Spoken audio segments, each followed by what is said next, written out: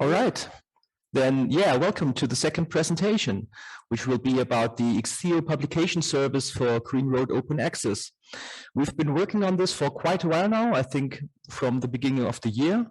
Last year, we showed the authority search we added to IxTheo, and this is pretty much a basis for this one. So, yeah, we'll get back to that later. So, of course, if you look at the state of open access today, usually you still have a scenario where, yeah, research papers are still published within commercial journals in very, yeah, most often actually. So to get away from this, in Germany and in the German copyright law for quite a while now, there's already the right for a secondary publication 12 months after the primary publication. So it's kind of a embargo. But also there is a new development in the US, which came out at the end of August. It's something published by the White House.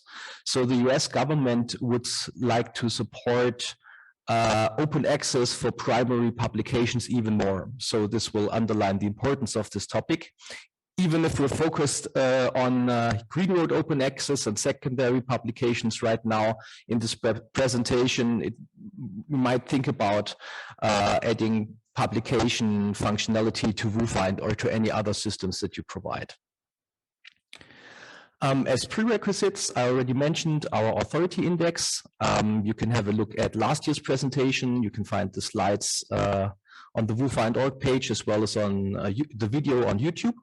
And for that, we are using DSpace as a repository system for our publications. We initially planned this to implement this for DSpace 7 with the REST API. However, the releases of DSpace 7 have been postponed over and over, and they have some new release, a new release cycle model. So they're developing lots of minor versions right now, and sometimes they promise features for the next minor version, then they don't make it, then they get the next one. So I think we're right now at 7.3 or 7.4, and there's still some of the features missing. So we have not been able to migrate our own production environment yet to DSpace 7, and we decided to make an alternative implementation for DSpace 6, including the REST API. And publication mechanisms that are necessary are already available in the API of version 6. Yeah, and as I mentioned, it is not live yet, the feature, but we would like to have this live until the end of this year.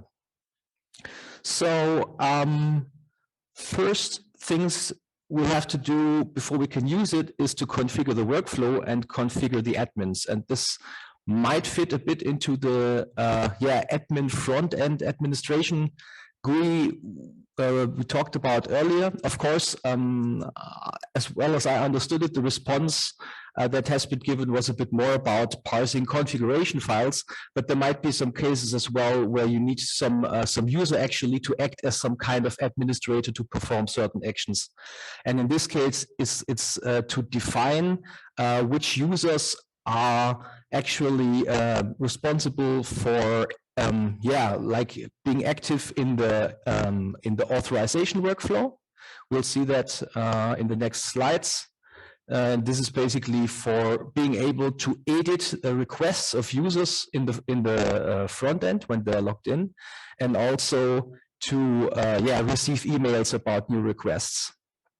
So the first thing somebody has to do before he can actually publish something is to request access rights on an authority record. Of course, now we see this in the context of the publication, but this could be done in any other context as well. So imagine you have some kind of user-generated content on your page that where somebody wants to put some kind of block entries or whatever on his authority page. We thought about features like this as well. So right now the feature is just, or the display text are just talking about requesting access rights and not requesting publication rights. So first thing a user has to do is request access rights for an authority record. What will happen then is there will be an email sent to all of our configured admins, that have the right flag as user authorities. We can see in this email here, it's about, there is information about the user and the authority record, and also a link for the admin to the view where he can edit this kind of requests. This is the view that the admin will use. You can see that here are multiple requests listed, and the request also has a state. So you can have a newly entered request, which is basically the state requested, and the admin is then able to grant the request or decline the request. At this moment, we have the opinion that the admin should be in contact with the user, either calling him or writing an email to him to verify 100% this is the person that should have the access rights to edit or publish this authority record. And yeah, declined requests will be deleted. We decided that at the moment we don't want to have them in our database. It makes things a little bit easier because you could have some kind of concurrency scenarios where you have one user requesting access rights and another user wants to request access right on the same authority record, and we decided that only one user can have access rights on an authority record. Yeah, so basically if a request is declined, then another one can be opened. That's how it works. Now let's think of the optimal case, and the request has been granted.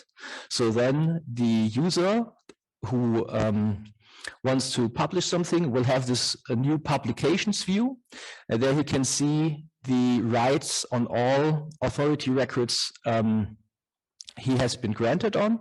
And also we thought that at the moment we leave it like this, where a user can have rights on multiple authority records. This can be reason because of duplicates, for example. So of course, in an optimal world, we would only have a user bound to one authority record, but yeah, the possibility would be there. So now that he has granted this access right, he can either navigate to the title directly by using the title search, where you want to upload a secondary publication, or he can use the hyperlink in this view to one of his linked authorities. From there on, he will have part of the view. This is like something that already belongs to our authority pages we have presented last year. And from there on, he can either choose one of his newest titles or go to see all of his titles and then choose his title from there. Either way, he will be in the title view, and now he can see this publish button. You can see it on the top right. And when he clicks on this, then he will actually be redirected to the publication form. And this is finally the place where he's able to upload a PDF file. And what's also very important is that he needs to agree to the terms of use for the publication. Now, this can be, of course, a pretty difficult topic, because depending on which country you are, we're an international platform. It can be the case that you have to check, for example, as I mentioned, the German copyright law, that you match the German copyright law, or that you match US copyright law, or that you are not bound into any kinds of restrictions to existing publishers and so on. So these terms will be very generic. And these terms may, of course, change. So we decided it would be a good thing to save the actual version of the terms document that he confirmed when he was publishing something, so that we're able to have this in our database and look it up whenever any conflicts may occur. Yeah, so then if the user is submitting this publication, then the item will actually create it within DSpace. And here you see screenshots from our own DSpace installation, which is of course customized with a certain layout. And also when this is published, then there will be a handle generated by the DSpace server, and also URL, which can then immediately be used for for citations, for example. This can also be the case that it takes a few seconds, but we made the experience when we start the publication process in DSpace, it will be within the API response. So we can actually put the handle into our database again, and then we can see the publications listed on the one hand in the publications view of the user, and on the other hand there will be a note in the primary publication that we already had in our index in the record view that there is a secondary publication for that. Maybe I should mention as well that the metadata we have in DSpace is also going back to our library compound. Our library compound, the K10 Plus, is the data source for our title data, and our DSpace system is also harvested by the K10 Plus. So we are actually able to pass that metadata along to the compound, but there's still some details we have to work on exactly how that will go to get the data back. Yeah, so that was basically already the core functionality of the publication service. I wanted to tell you about some technical pitfalls as well that we ran into because we had some trouble solving it. We even contacted DSpace developers about these. So first we get started pretty easily with the REST API by using the regular standard PHP functions to just call URLs for simple GET requests, right? And then we had the problem that actually items have been created twice in DSpace. And for example, you created the item twice, then you added the PDF file to an item, and then after that, the PDF file was attached twice. And it took us some time to figure out that there can be some deeper error correction mechanisms within the PHP standard functions. And for this reason, it's a lot better to use the curl-based functions that are available in PHP. You can have a look at the service example on our GitHub repository if you're interested or if you want to implement something like this by yourself. Also, what you have to consider is pagination. So if you want to build some wrapper functions like get the ID of a collection with a certain name, then you will have to consider pagination. So it might be the case that you get only the first 20 results, and you have to either page over that or set the pagination off a very high level so that you don't run into problems like this. And also the data model has been changed between DSpace 6 and DSpace 7. Basically, of course, there's support for cookies and sessions, so you have to log in first, then log in for any kind of write operations, of course. Then you have to get the ID of the collection. We decided that we identify our collections by name because we might have several servers with several configurations and the ID might not always be the same, so we better look it up. And in 6 you have basically to add an item and a bit stream. And in 7 there is a pretty high pitfall. We don't have it running for 100% yet. So if we ever go to 7, we still have to improve that. But what they added was a cross-site request forgery token mechanism.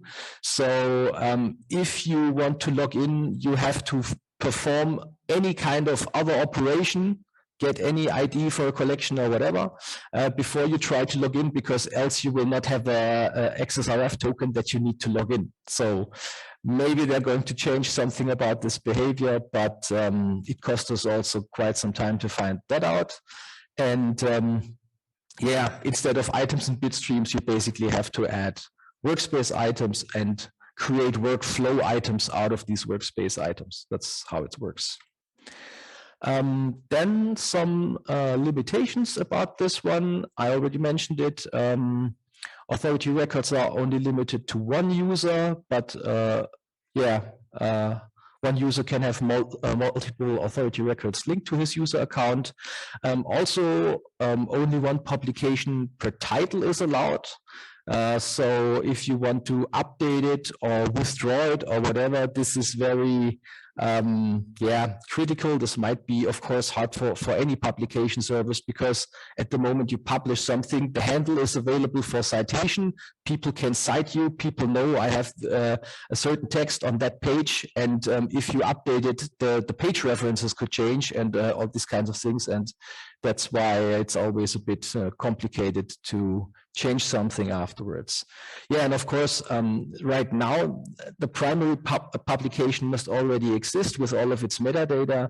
Of course, it's all based on Mark 21, and if we would change that and allow primary publications, of course, then the end user should have any kind of possibility to create a fully fledged Mark record, and we would trust his would have to trust his non-librarian opportunity about metadata, and we think this is a bit critical, so we wanted to start with only secondary publications with metadata that we actually already have. That's the reason for that. Yeah, and that's basically it. So thanks, and do you have any questions? Now I think we have a little bit of more time.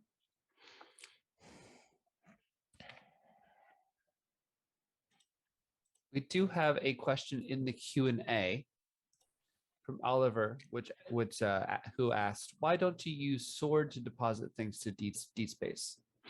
Okay, so there are multiple answers to this question. So when we started to implement it, we were thinking about using Sword or Sword 2. I think there was also a Sword at PHP library on GitHub where we talked to the maintainers so that they made a composer package out of that one. But actually, there has been a problem because the Sword service that DSpace uses actually only supports one endpoint, at least at this kind of configuration that our server was using, and our DSpace server already used the Sword endpoint for some other service, so we were not able to use that. That was reason one. Also, Sword I think seems to be pretty old. And also the library that we found I think it was based on PHP 5 or something, so we would have to test it under PHP 7 and maintain it a bit better. Yeah, and also we thought that the REST API would be better if we ever migrate to higher DSpace versions, because the Sword protocol is very old, that it might get deprecated at some point, and that it would be better for the future if we build something new, we just use the REST API from the start. Okay, so I hope that answers the question. Are there any more questions? There are no questions that I can see at the moment, but we'll give it a few more minutes.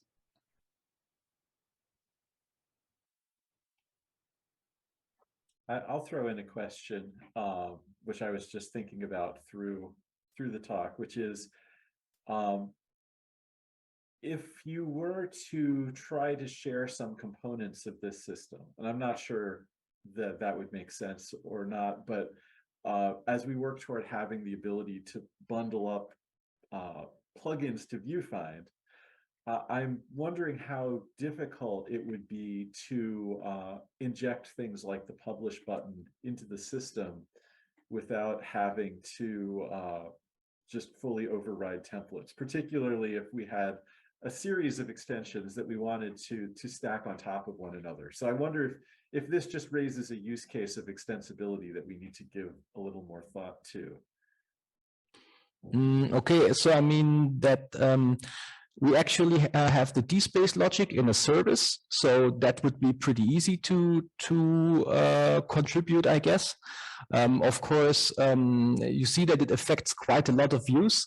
And for us, when we introduced the code, we developed it over a longer amount of time. So we actually put it into as a configuration option for one of our extra configs. So we are able to enable or disable this feature. So we basically have all of the all of the affected templates who have some kind of if clause and the blocks. I mean, the blocks are pretty small, of course, but many templates are affected by this.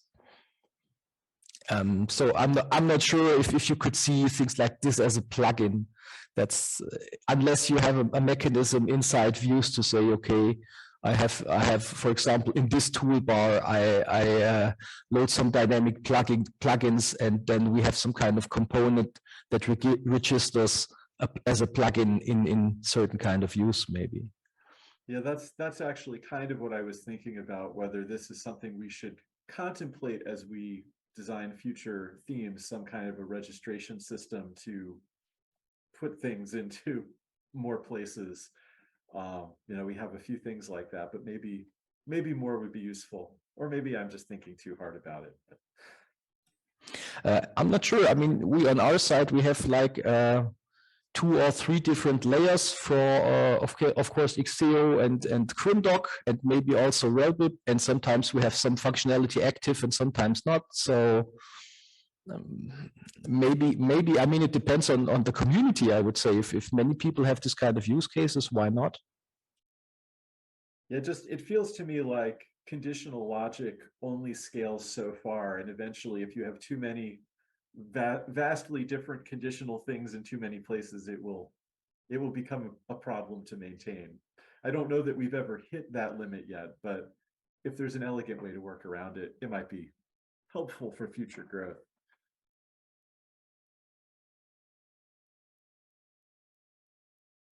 Though I'm also just trying to fill time in the Q&A, so.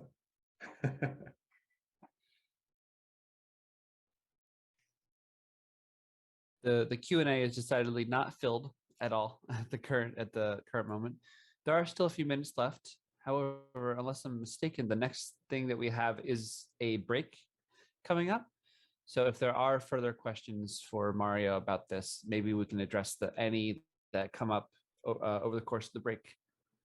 Absolutely. Yeah, I will go ahead and put up our break slide, and then we can take a few moments and resume at 15 minutes after the hour. Yep. In the meantime, feel free to put any questions for any of the speakers so far in the Q&A on Zoom, in the chat on Slack,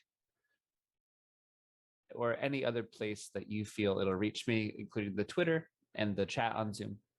So lots of ways to ask questions, and if any come up, we will address them when we get back. Thank you again very much to Mario for that, and I'll see everyone at 14:15 GMT.